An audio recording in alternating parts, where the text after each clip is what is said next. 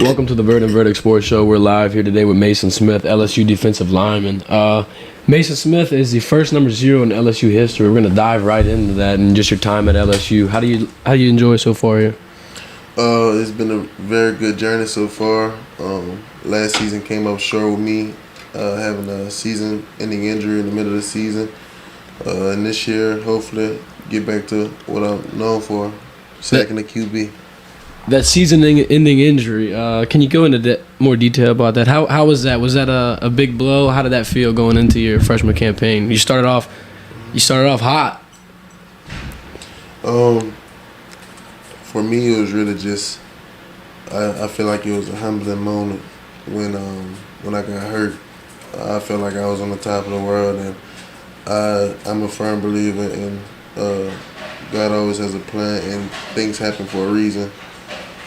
And I think that it just brought out the best in me, and I think it'll be seen when I play this year. What did you learn the most throughout your rehabilitation process about yourself as a player or just anything in general? The rehabilitation process is definitely, you got to be strong for it. Just waking up knowing that you're not about to go get any of the glory or the praise from playing every Saturday, but you still working just as hard, or maybe not just as hard, but to your body just as hard as anybody else. And just with that, and being hurt kind of messes with your brain as a person mentally when you're watching somebody else play the same way you could be playing, enjoying ball. It kind of makes someone depressed. It might make you depressed. I know personally I was kind of depressed at the time when I was hurt because I was seeing my teammates play Alabama. I was seeing my teammates play other teams like that, and as a kid growing up, that's all I wanted to do. So yeah, it was just a humbling moment. Describe that rehabilitation process. How was LSU helpful throughout this, and just what kind of different treatment processes did you go to kind of aid the pain or recovery? Well, I went to treatment with the staff that we have probably every day throughout the week. And on the weekends, I don't think we would do treatment on Saturdays, but Sundays we would do treatment, and I'll be in there probably 6 out of 7 days a week. And just working on stuff, trying to get my legs stronger again, and the muscles just to get stronger and things like that. So, becoming the first number 0 in LSU history is definitely a big plus for your personal brand. It sticks out, and you're one of the few defensive linemen to have that. Kind of go into detail on how that process was. Did anybody else want that, or were you first in line, or? Honestly, I don't even know. At first, when I first got to school, I know Coach Angeron didn't really want anybody with the number 0 because Coach O, he didn't want an O on his, roster. And at the time, Joseph Evans had number 94, and that's what I wore in high school. And I couldn't get that number. And so I just looked for the thing I thought was the coolest, and 0 would be a big switch up for me, and I know I would be the first one, so it was just very obvious to me what I needed to do, and I asked Coach O to be number 0, and he said yeah, and that's where it was from now, and yeah. You've always liked numbers that stuck out, like in rec ball, you've worn 44 and even 32. Is picking number 0 more to stand out, or how was the thought process through that? I felt that I could make nice business moves with the number, obviously, and with myself being the first one, that played a big role in why I chose that number 2, just to have my own legacy. I'm the first one, so cemented off the rip. Yeah. Switching gears, you went to a 5A school in Houma, Louisiana, Terrebonne High School. How was the adjustment from going from a small high school to a big state university? It's a big switch up. You have 35,000 students at LSU and 35,000 people in Houma. So, Well, personally, I'm not really a socially awkward person.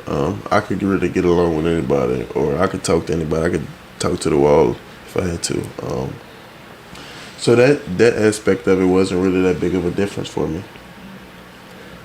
Was there any type of shock from the transition at the game level of it? Was the game a little faster, or were things hard to kind of grasp at first? I can say this, that competition definitely brings out the best in you if you're a dog. I feel as though when I was playing in high school ball, at some point I did play down to the average high school offensive lineman's game, and I could have been elevating my game the whole time. So I feel like when I got to school, I put it in my mind that I had to get better, and I had to just work on my technique and work on my fundamentals, and I just got better over time. And the game did get faster. I mean, but once you set into it, it's just like anything else. Once you set into it and you know what you're doing, it slows down. So I mean, now the game has slowed down for me more, but when I first got to school, the game was definitely faster. People are stronger, better competition, better technique. So I just had to get in my bag and really learn new things, take the coaching. Do you feel like now that you kind of got it understood, you think going into next season you're going to be ready to go full speed from the jump at Florida State and New Orleans? Yeah, I'm going full speed. So this next year is going to be even better, building off of the freshman campaign, which was already impressive, earned you all freshman SEC honors. What are you looking forward to next year? Just like personal goals for me, I definitely want be all SEC this year. I definitely want to be all SEC first team or second team. You know, definitely first team. No, that's my goal. And I definitely just want to be an All-American. I want to win I want to win some type of trophy when I get out of here. Before I get out of here, I just want to help impact my team.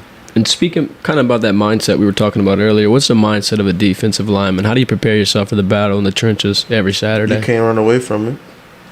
I mean, you got to see somebody every single play, whether I like it or not. I have not even 2 seconds to put my hands on somebody before they put their hands on me.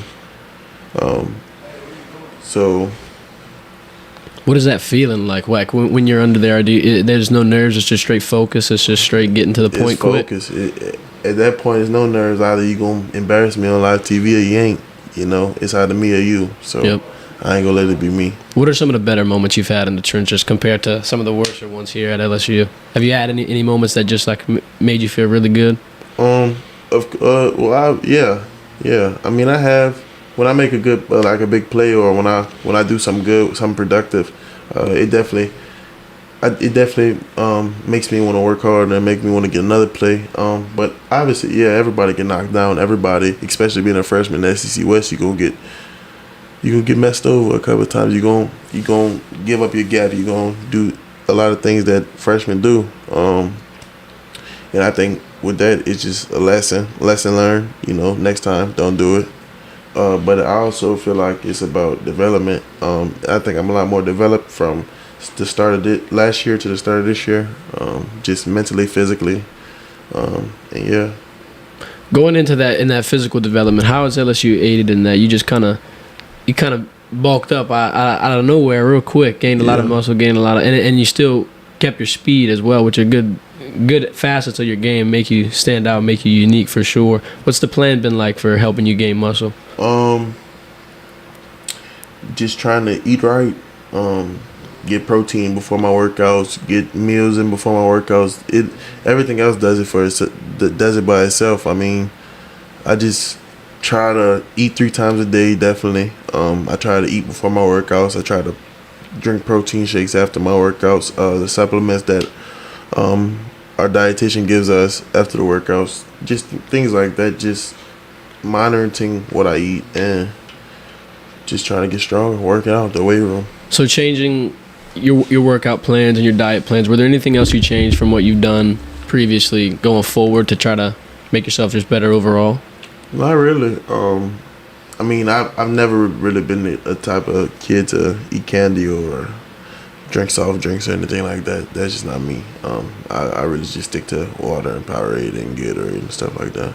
A good focused approach always helps Speaking of focused approaches, during your senior year of high school, I remember you would go to two-a-days, you'd go train, and you'd also participate with the team drills, team field, team workouts as well. How was that mindset? How do you think that aided you throughout your childhood development, throughout high school and whatnot? I feel like that made, I don't know. I don't even know how I even say that. I think it just showed me that you have to work for what you want. And I really believe in that, because I can remember earlier in my high school career, I really wasn't that, productive, just being young and stuff. But the way people view me really made me want to go get it even more, because, being a young kid, I really wanted everybody to think I was the best.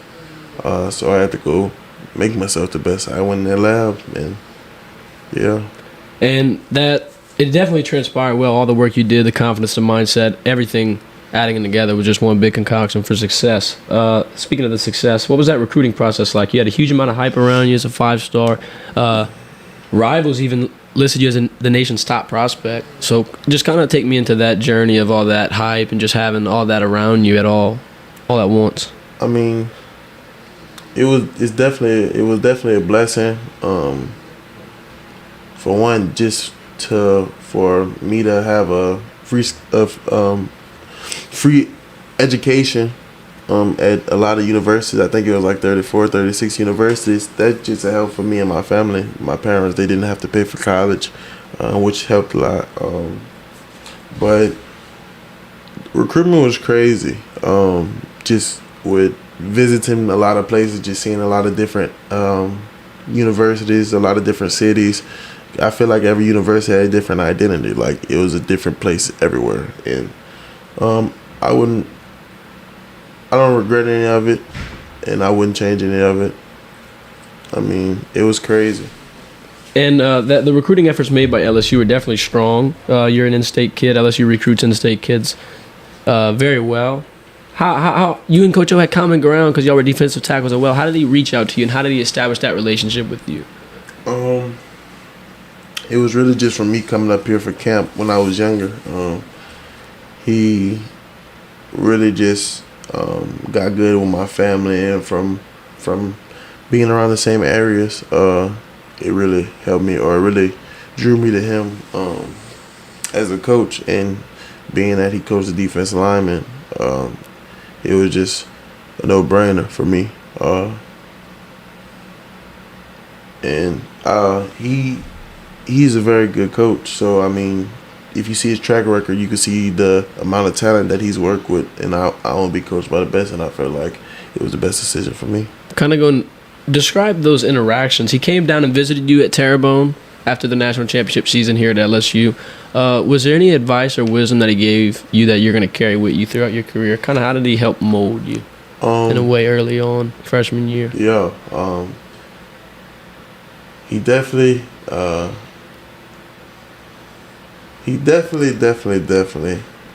molded me.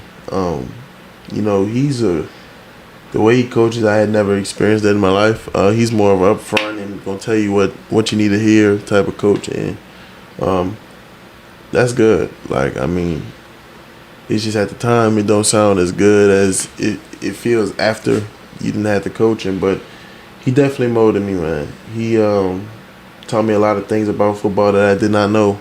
I feel like if it wasn't for him, I wouldn't be the same type of player I would be right now. And just from small things like trusting my eyes, technique-wise, bro, he's taught me so much. And yeah, I'm very glad. I was very fortunate of having him. And you see him when he bonds with you like that. You see him more as a friend, kind of as a coach. Also, he helps you build a personal connection. With your freshman campaign, though, kind of take us into that, how that feeling was playing at Tiger Stadium and just being able to take all that in, all the noise, all the fans, all the hype, everyone wanting to see you perform. Personally, I'm not really one to try to look at the stand, or not really trying to be overhyped, because I'm a very anxious person, and I'll psych myself out if I look at all that. So I just be in my own world. I try to lock in as best as I can and just focus and have tunnel vision. Right. So The Tiger Stadium though is different. And it's different being on the field playing. I mean, it's just. But when I'm in between them lines, it feels just like high school. Like I'm just locked in. I'm looking at the man right in front of me, and shoot, he just as good as me. it's a game you played all your life. Yeah. At that point. Yeah, you can't complicate football. And I was there live for the McNeese game when Cody Orgeron was playing against you. How was that feeling to be able to sack your coach's son? Like, was there any trash talk involved in that, or was it was just business? Nah, not really. It was just business, man. Cody, my guy. Mm-hmm. You know, we talked after the game, but it was just business. And how was that feeling? Because I know I was hyped for sure. Whole stadium went crazy. One of the first home games we had. How was that feeling? Getting my first sack in college was a crazy, crazy feeling. It was definitely just like I was happy. I was joyful. You know, I had chills going down my body. I didn't even know how to react to it because growing up, you look at people get sacks in college and look how good they look and look how, like everything like that. And I just envisioned me doing the same thing, and it happened. It's kind of like a deja vu moment. Like I hadn't felt this. I hadn't thought about this already. I hadn't thought about it happening. And it's just like it's just happening now type of thing. At any point throughout your career, would you kind of, like you said, would you envision any different things that are sort of kind of like manifest some type of thing, speak some things into existence? Does that play a big role into? Yeah, definitely visualizing before the game. Like I visualize myself making plays before I make plays. And I feel like if I do it like that, then it's supposed to happen. And I pray to God before every game on the zero on the goal line, every game. And I try to speak everything into existence because it just sound good. It's good to hear. It make you want to work for it even more. So you developed a good amount of personal rituals before the game to kind of help yourself ease into it. Is there any more? What ones kind of you think are your solid ones? You do anything in the locker room, or is there like a special meal you eat, or? Not really. I just have the same schedule. Like, I mean, obviously my schedule will be a little bit different this year with different coaches. But no, I really do the same thing. I take a hot bath before the game. Before I like fuel up with Pedialyte and Powerade before the games to not cramp. I take a hot bath and I just listen to music and set in, and that's the turning point right there. Cause you can't wait to click on that switch when you get on that field, cause then it's too late. So you gotta click it on during the day and just be ready. The whole day be focused. Yeah, I keep my earphones in the whole day and I just be chilling. What about for like the bowl game with the Texas Bowl playing Kansas State? How was that? Was that exciting to be a part of your first bowl? Definitely was exciting to be a part of my first bowl game. I was disappointed in how we played, but at the end of the day, you know, next game, next season. Me personally, getting off of an injury and not playing for the half of the season and playing in the bowl game, I was at like 275. And I was still banging in the trenches. I mean, I just really wanted to try to get more plays. To be honest, I wanted to be on the field, especially with guys like Neil and Gilo and Ali and all them not being able to play. I really wanted to step in and, you know, fill that role that they've been missing. So that's what drove you to go in and kind of return. Was there any nerves kind of going back? You felt like you were ready? Yeah, I knew I was ready.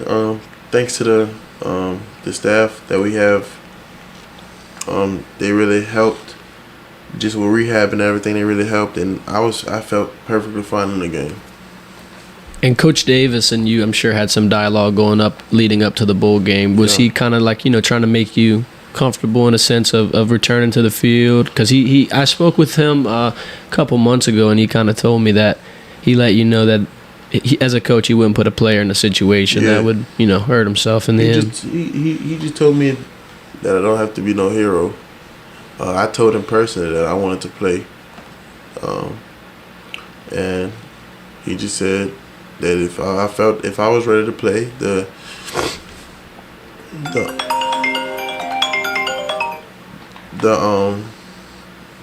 the staff told him, like Mr. Bum, Ms. Mickey, they told him that I was good, and I told him I was good, and we just went on from there.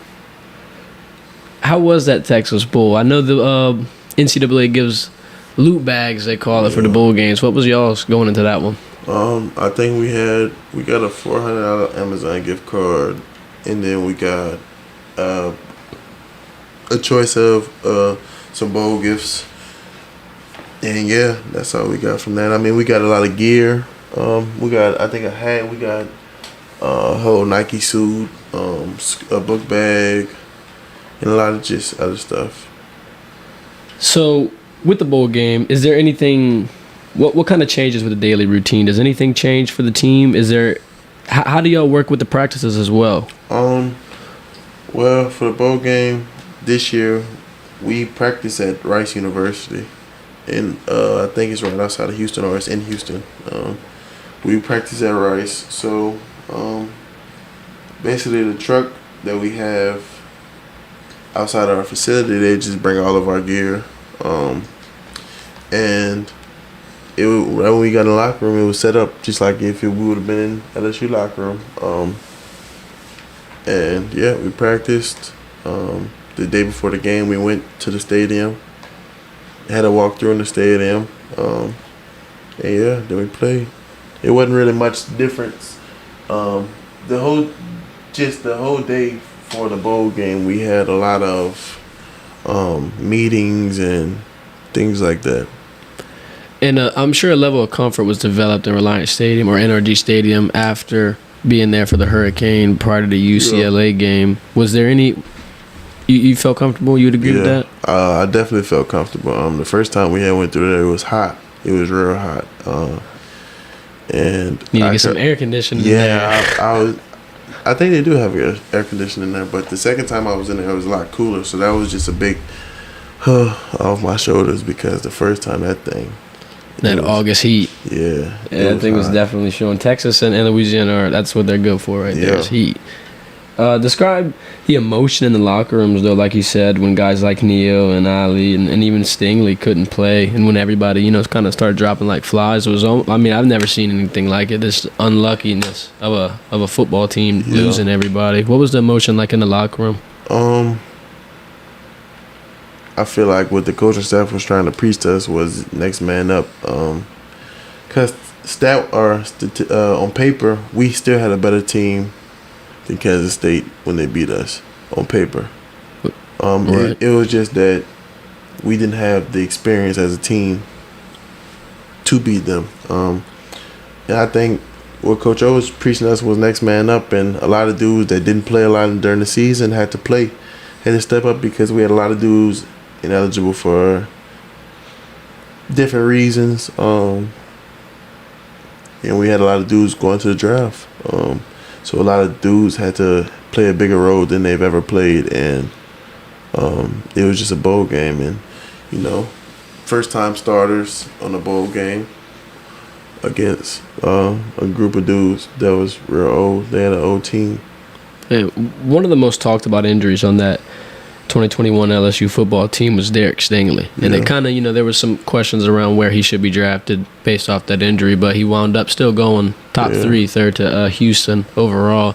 I personally feel like Derek Stingley still is deserving of that spot just because, despite the injury, there's still the intangible thing of the mindset, and he's also got experience. He's been guarding guys like Justin Jefferson and Jamar Chase who are proven already. He's got his teeth cut. LSU's DBU, I feel like that kind of goes hand in hand. If you're DBU, it all makes your wide receivers better. Yeah. Now they got to go off. How do you feel about Derek Stingley and that whole draft stock debate?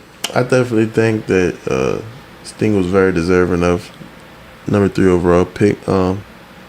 Me watching him in high school when he was a freshman, it was just different. It was unreal. It wasn't like anybody else has ever done that I've seen. So I feel like with him being hurt these past 2 seasons, I think he's still that same guy. I just think he has to have a chance. You feel me? I don't think that he would lose value. I don't think that he would lose value from 2 nagging injuries that just had to happen. Right. And it's not like DBs never get hurt. You know what I mean? DBs get hurt, especially with this day and age. I mean, technology makes an ACL injury like a lap in the park. They return back to play in 6 months. This is a smaller injury than that. I think there's really no worries, honestly. No, I don't think so either. Another person that suffered an injury and got another opportunity is Damone Clark. Dallas Cowboys took a shot at him. I think that's a very good pick. You could pair him with Micah Parsons. There's a lot of good potential. Cowboys need to address that D line after last year. How do you feel about Damone Clark in his situation? You think he'll be able to get back to 100% and get going? I know he will. That is one of the hardest workers I've ever met in my life. And being around a dude like that really rubs off on you. And I think with him getting hurt, that was real sad because I know that he worked for that. And I know that he put the time in to be drafted higher, to make more money. And I feel like the sky the limit for Damone, man. That's my dog. And I know he'll ball in the league.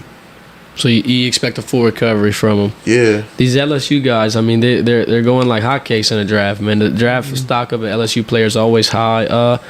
When it's your time for your name to be called, where do you think you could see yourself being? What are you envisioning going forward for this? I feel like, in my own perfect world, I'm ball out this season, ball out next season, go first round. That's always been a dream, and I feel like if I don't go first round, then I'll be failing myself. So, personally, that's how I feel. And I definitely can see myself playing somewhere. Anywhere. Anywhere really, but preferably, probably the West Coast, somewhere where it's a little bit warmer, not as hot as the South. But not cold like the North. Yeah. There's got to be a good in-between. That North gets too rough. My favorite team, Green Bay Packers, man, I would never be able to play over there. That's rough. Frozen tundra, that definitely plays a big impact. Going into NFL football, though, we got some big moves by the New Orleans Saints getting Tyrann Mathieu, and they're even rumored to get Jarvis Landry. After drafting Chris Olave, with the potential return of Michael Thomas, pairing him with Alvin Kamara, do you think Jameis Winston is going to be trustworthy enough to put the Saints in the playoffs picture? Personally, I think he has the potential to, but I don't know if he'll do that this year. I really still feel like, even though with him being a more veteran guy, like older, I still feel like he doesn't have the on the field experience in the NFL yet. I think this year will be a good year for him to break out with all those new weapons, and I definitely think the Saints have a good year though. Do you kind of worry that he might not be able to come back off of that ACL injury? We were talking earlier how they're able to come back from, but Jameis Winston has taken a lot of injuries throughout his career. Yeah, that's a hit or miss. With any ACL, some people come back better than they was before, and some people just fall off. And I don't necessarily think it's anything with the injury. I just think mindset wise, and getting back into your groove has to play a big part of that. Right. What do you think about the NBA playoffs? Who you got winning this all NBA playoffs? And the Heat of the second round right now. We got a lot of good games. Warriors looking good. Suns kind of shaping some things out. Celtics defense looks red hot. Who's your favorites going to the finals? Let's try to see if you can nail this right here. Definitely one of them sleepers that I think will be good. Definitely the Celtics. Ja balling right now. He got the high hand, so I'm gonna go with him. What, he had 45 game 2? Yeah, it was rough. Yeah, Pat Beverly posted on his Twitter. He talking about he ain't never dropped 45 against. Yeah, I saw that. Pat Beverly's always talking, man. He's in the off season right now. He's still finding a way to get his name out there. Well, Maason, I appreciate you joining the Verdin Verdict. This has been a good episode, man. You got anything else you want to say? No, just be on the lookout for the season. Big things to come from Big Number 0. Well, look forward to more episodes. We'll have some clips posted daily throughout the week. Another show live Friday next week where we'll be talking We'll be recapping the UFC fight happening Saturday with this whole Charles Oliveira nonsense, man. Miss weight now. Lightweight title potentially could be vacated. And we'll just give our NBA playoff insight. This has been the Verdin Verdict. Thanks for joining in.